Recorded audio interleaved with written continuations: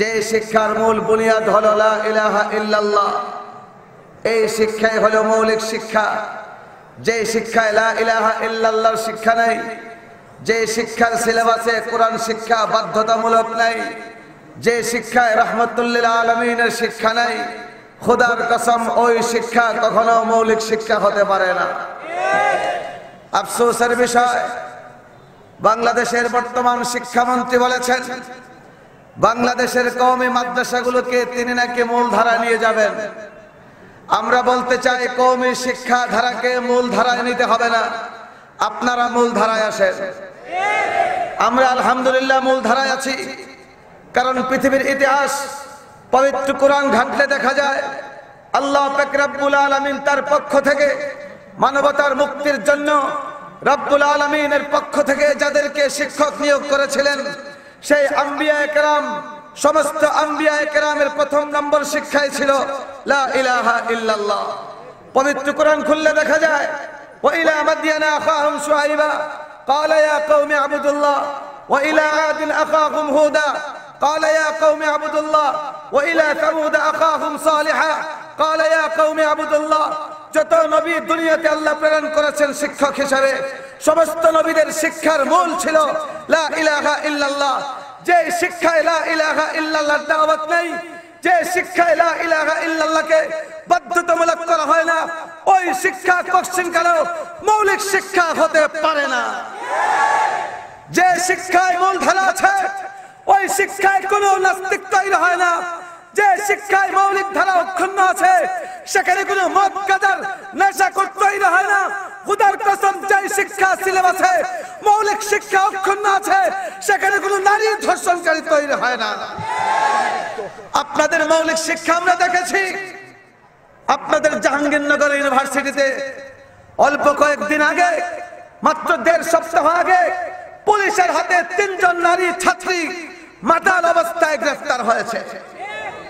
একজন ঢাকা ইউনিভার্সিটির ছাত্রী, একজন জগন্নাথের ছাত্রী, আর একজন জাহাঙ্গীরনগর ইউনিভার্সিটির ছাত্রী মাতাল অবস্থায় গ্রেফতার করা হয়েছে, মদ খেয়ে মাতাল। শুধু আমার মুখের কথা নয়, আমার হবিগঞ্জ জেলার বর্তমান এসপি সাহেব এক বক্তব্য বলেছেন, দীর্ঘ 20 বছর যাবত আইন শৃঙ্খলা বাহিনীতে কাজ করে যাচ্ছি। এই বাংলাদেশে যদি 100% মাদক মুক্ত পরিবেশের চ্যালেঞ্জ করতে পারে, সেই চ্যালেঞ্জ দিতে পারবে কওমির উলামায়ে কেরাম। খোদার কসম, কওমি মাদ্রাসা 100% মাদক মুক্ত। কারণ আমাদের মৌলিক শিক্ষা অক্ষুণ্ণ আমরা রেখেছি। যদি 100% নারী ধর্ষণ মুক্ত শিক্ষা প্রতিষ্ঠান থাকে, সেই প্রতিষ্ঠানগুলোর নাম হলো কওমি মাদ্রাসা। সন্ত্রাস মুক্ত হওয়ার চ্যালেঞ্জ যদি নিতে হয়, সেই চ্যালেঞ্জ আমরাই নিতে পারবো, আপনারা সেই চ্যালেঞ্জ নিতে পারবেন না। কাজী ভাইরা আমার, ওনারা স্বপ্ন দেখেছেন যে আমাদেরকে স্বীকৃতি দিয়ে দিয়েছেন ওনারা নিয়ন্ত্রণ করবেন, সেই স্বপ্ন দেখে লাভ নাই। আমরা আল্লাহর নবীর আদর্শ আমরা জানি।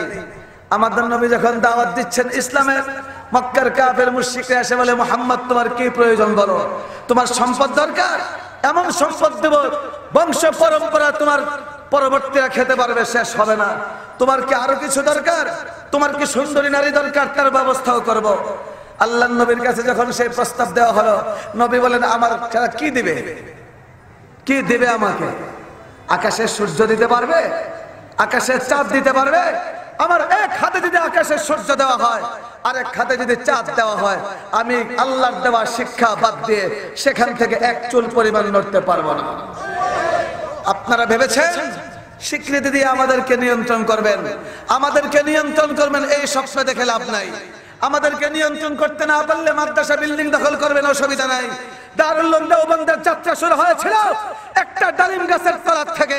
গোটা বাংলাদেশের সমস্ত কওমি মাদ্রাসা বিল্ডিং গুলো দখল নিলে অসুবিধা নাই। ইনশাআল্লাহ গোটা বাংলাদেশের সমস্ত গাছতলা মাদ্রাসা হবে। ভাইয়েরা আমার, আল্লাহ পাক রব্বুল আলামিন ইসলাম রক্ষার দায়িত্ব, কোরআন হেফাজতের দায়িত্ব সাধারণ মুসলমানদের উপরে দিয়েছেন, কোন সরকারের হাতে দেন নাই। একটা ঘটনা মনে পড়েছে, ঘটনাটা আমি পড়ি নাই, বিলাল বাবা সাহেব দামাত বারাকাত ওনার কাছ থেকে শুনেছি, ওনার এক বয়ান অনুবাদে। জালালউদ্দিন সৈয়দী রহমতুল্লাহ আলাইহি আল্লাহর সাথে কথা বলছেন মুরাকাবা বা স্বপ্ন যুগে। তখন জালালউদ্দিন সুয়ুতি আল্লাহকে একটা প্রশ্ন করলেন, আল্লাহ আমার একটা প্রশ্ন। আল্লাহ জিজ্ঞেস করেন, কিসের প্রশ্ন তোমার? রব্বুল আলামিন আমাদের নবী, আখিরি নবী, ইমামুল মুরসালিন, আপনি বিগত সমস্ত নবীদের হায়াত লম্বা করে দিয়েছেন, আর আমাদের নবীর হায়াত 100 পুরা করলেন না, মাত্র 63 বছর। আখিরি নবীর হায়াত কমিয়ে দেওয়ার কারণ কি? আল্লাহ পাক রব্বুল আলামিন বলেন, জালালউদ্দিন তোমার প্রশ্ন ঠিক, কিন্তু কেন আমি আখিরি নবীর হায়াত কমিয়ে দিলাম? কারণ পৃথিবীতে কিয়ামত পর্যন্ত ইসলাম থাকতে হবে, শিক্ষার মূল ধারা বজায় রাখতে হবে। আমি আল্লাহর শিক্ষা দুনিয়াতে থাকতে হবে, ইসলাম থাকতে হবে, কালেমার দাওয়াত থাকতে হবে। আমি দেখলাম বিগত যত নবী আমি প্রেরণ করেছি, কোন নবীর উম্মতের উপরে আমি আল্লাহ ভরসা করতে পারি নাই। নবীর ইন্তেকালের পরে তার উম্মত ইসলামের হেফাজত করবে। মুসা নবীর ইন্তেকাল হয়ে গেছে, মুসা নবীর উম্মতটা তাওরাত কিতাবের হেফাজত করতে পারে নাই। ঈসা নবীকে আল্লাহ আসমানে উঠিয়ে নিয়েছেন, ঈসা নবীর উম্মতটা ইনজিলের হেফাজত করতে পারে নাই। কিন্তু রব্বুল আলামিন বলেন, আমি দেখলাম আখির নবী দুনিয়ায় না থাকলেও তার উম্মতরা পৃথিবীতে কিয়ামত পর্যন্ত কোরআনের হেফাজত করবে। আখির নবীর উম্মতের উপরে আমার ভরসা হয়ে গেছে, এই জন্য আমার হাবিবকে আমার কাছে নিয়ে এসেছি। আমরা কোন নবীর উম্মত? জোরে বলেন, কোন নবীর উম্মত? আমাদের উপরে ভরসা করেছেন কে? আর একটু জোরে বলেন, ভরসা করেছেন কে? ও আমার ভাইরা, ইসলাম হেফাজতের দায়িত্ব শুধুমাত্র উলামায়ে কেরামকে দেন নাই, গোটা মুসলিম মিল্লাতকে রব্বুল আলামিন কুরআন এবং ইসলাম হেফাজতের দায়িত্ব দিয়েছেন। সরকারকে দায়িত্ব দেন নাই। সরকারের কাছে যদি কুরআন হেফাজতের দায়িত্ব দেওয়া হতো, বর্তমানে মদ আর হারাম থাকতো না। সরকারের কাছে যদি ইসলাম হেফাজতের দায়িত্ব দেওয়া হতো, সুদ আর হারাম থাকতো না। সরকারের কাছে যদি ইসলাম হেফাজতের দায়িত্ব দেওয়া হতো, সরকারের আইন করে পর্দা প্রথা নিষেধ করা হতো। সরকারের নিয়ন্ত্রণে গেলে ইসলামের কি দশা ঘটে? কেন উলামায়ে দেওবন্দ সরকারের নিয়ন্ত্রণে যান না? বাংলাদেশে দুইটা মাদ্রাসা শিক্ষা দ্বারা, একটা হলো দেওবন্দের সিলসিলার কওমি মাদ্রাসা, আর একটা হলো সরকারি আলিয়া মাদ্রাসা। আপনারা যারা ফেসবুক ইন্টারনেট ব্যবহার করেন, গোটা বাংলাদেশ জেগে উঠেছে। গতকালকে দেখলাম আমাদের এক বন্ধু আব্দুল্লাহ ফারুক দারুল উলুম দেওবন্দের সঙ্গে আমাদের, তিনি তথ্য নিয়ে বের করেছেন বর্তমান শিক্ষা সিলেবাসে আলিয়া মাদ্রাসার 10ম শ্রেণীর ইসলাম শিক্ষা বইয়ে আল্লাহর নবীর সাহাবী আমির মাবিয়া আমর ইবনে আল-আস রাদিয়াল্লাহু তাআলা আনহু, আল্লাহর নবীর দুইজন সাহাবীকে কটাক্ষ করা হয়েছে। ও আমার ভাইরা, আল্লাহর নবীর সাহাবীকে নিয়ে কেউ কটাক্ষ করবে, নবীর কোন উম্মত সহ্য করতে পারে না। আবার নবী বলেছেন, আসহাবী কান্নুজুম বিআইহি মুক্তাদাইতুম মুহতাদাইতুম। আল্লাহর নবী বলেন, দেখো আমি তোমাদের মাঝে সূর্যের আলোর মতো। মানুষ সূর্যের আলোতে চলতে পারে, সূর্য যখন অস্তমিত হয়ে যায়, মরুভূমিতে সাগর পারে যখন মানুষ চলে, তখন আকাশের তারকারাজি দেখে চলে। আমাদের নবী বলেন, আমি সূর্যের মতো, আমি দুনিয়া থেকে চলে গেলেও হেদায়েত থাকতে হবে। ও আমার উম্মতরা, আমার পরে তোমরা যদি ইসলাম শিখতে হয়, আমার সাহাবায়ে কেরামের আনুগত্য করবা, হেদায়েত পাওয়া যায়বা। সেই নবীর দুইজন সাহাবীকে নিয়ে সরকারি আলিয়া মাদ্রাসার ইসলাম শিক্ষা বইয়ে কটাক্ষ করা হয়েছে। যে আমর ইবনে আল-আস রাদিয়াল্লাহু তাআলা আনহু জিহাদের মাধ্যমে নেতৃত্বে রব্বুল আলামিন মিশর মুসলমানদের হাতে দিয়েছেন, সে আমর ইবনে আল-আসকে ধোঁকাবাজ বলা হয়েছে। সে আমর ইবনে আল-আসকে বাটপার বলা হয়েছে। হযরত আমির মাবিয়াকে বলা হয়েছে তিনি নাকি উম্মতকে ফিতনায় নিক্ষেপ করার জন্য সবচেয়ে বড় দায়ী। হযরত আয়েশা সিদ্দিকা উম্মাহাতুল মুমিনিন, হযরত আয়েশা সিদ্দিকাকে আজকে আমার বাংলাদেশের মাদ্রাসার সিলেবাসে গালিগালাজ করা হয়েছে। যে সিলেবাসে আল্লাহর নবীর সাহাবীকে কটাক্ষ করা হয়, এমন শিক্ষা সিলেবাস বাংলাদেশের মুসলমান মানতে পারে না। আপনারা আমাদেরকে নিয়ন্ত্রণে নিয়ে ইসলামের 12টা বাজাবেন। উলামায়ে দেওবন্দ গায়ে রক্ত থাকতে আমাদের সিলেবাসে কাউকে হাত দিতে আমরা দেব না। আমাদেরকে মূল ধারায় নিতে হবে না, আপনারা মূল ধারায় আসেন। খোদার কসম, আপনারা মূল ধারায় আসেন। বাংলাদেশের শিক্ষা সিলেবাসে আল্লাহর নবীর শিক্ষাকে বাধ্যতামূলক করা হোক। বাংলাদেশের শিক্ষা সিলেবাসে কোরআন শিক্ষাকে বাধ্যতামূলক করা হোক। ইনশাআল্লাহ র্যাব বাহিনী, পুলিশ বাহিনী দিয়া মদ গাঁজা নিয়ন্ত্রণ করতে হবে না, অটোমেটিক নিয়ন্ত্রণ হয়ে যাবে। 2 নাম্বার আমার বক্তব্য ছিল, তাহলে কওমি মাদ্রাসাওয়ালারা ইসলামের মূল শিক্ষার হেফাজত করে যাচ্ছে। এই জন্য কওমি মাদ্রাসাওয়ালারা মানবতার হেফাজত করে যাচ্ছে।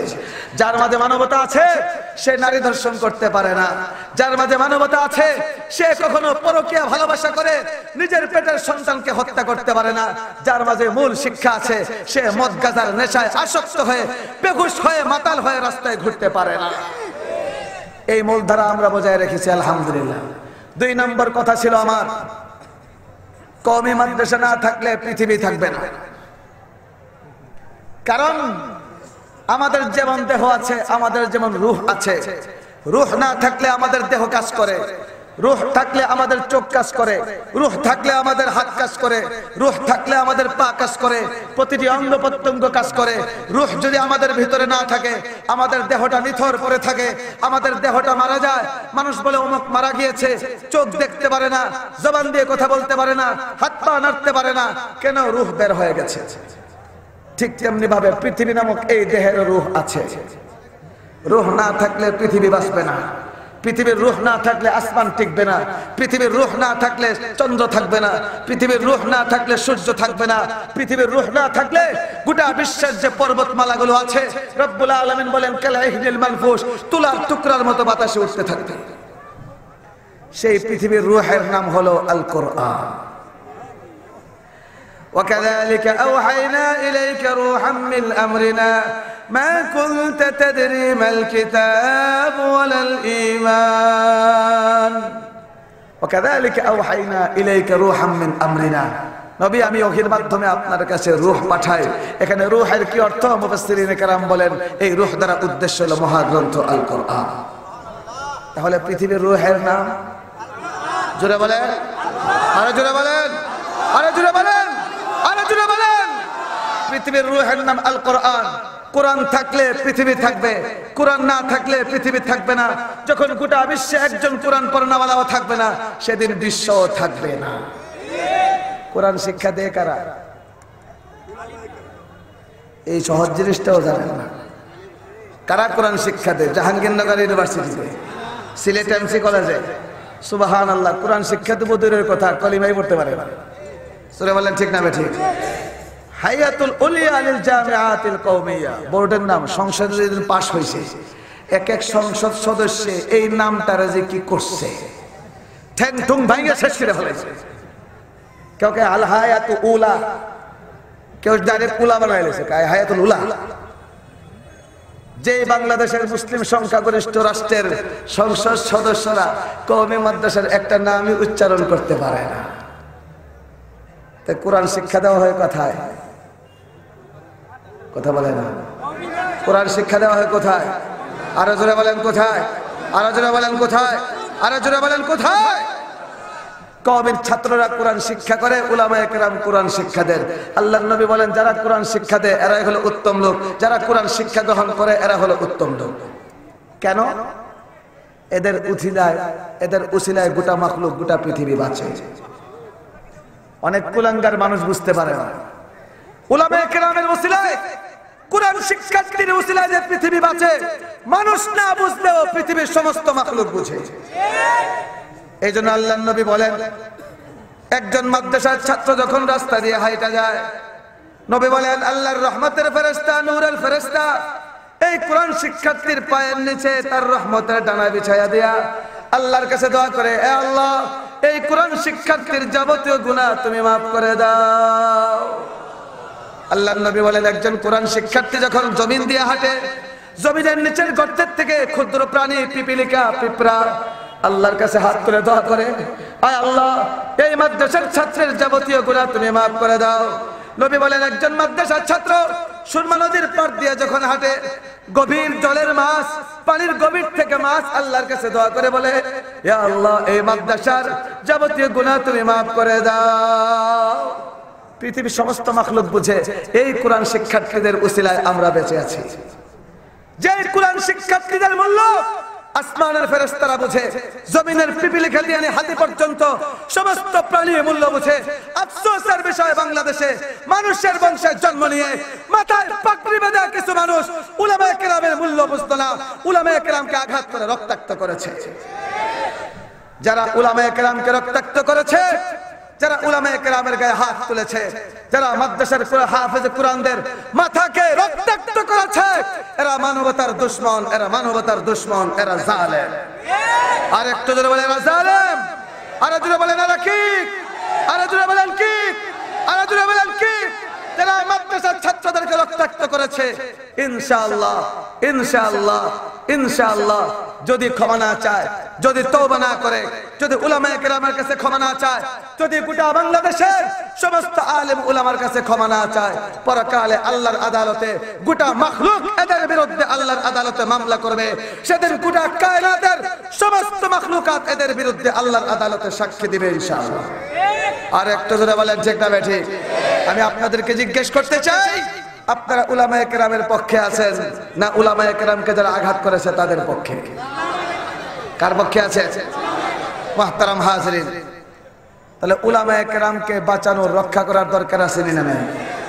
আমাদের স্বার্থে উলামায়ে কেরাম থাকলে পৃথিবী থাকবে, কওমি মাদ্রাসা থাকলে পৃথিবী থাকবে, কওমি মাদ্রাসা না থাকলে এই পৃথিবী থাকবে না, কওমি মাদ্রাসা না থাকলে পৃথিবী ঠিকবে না, পৃথিবী যদি না থাকে আপনি আমার চেয়ারম্যানে থাকবে না, পৃথিবী যদি না থাকে, কওমি মাদ্রাসা যদি না থাকে, শিক্ষামন্ত্রীর মন্ত্রিত্বও টিকবে না।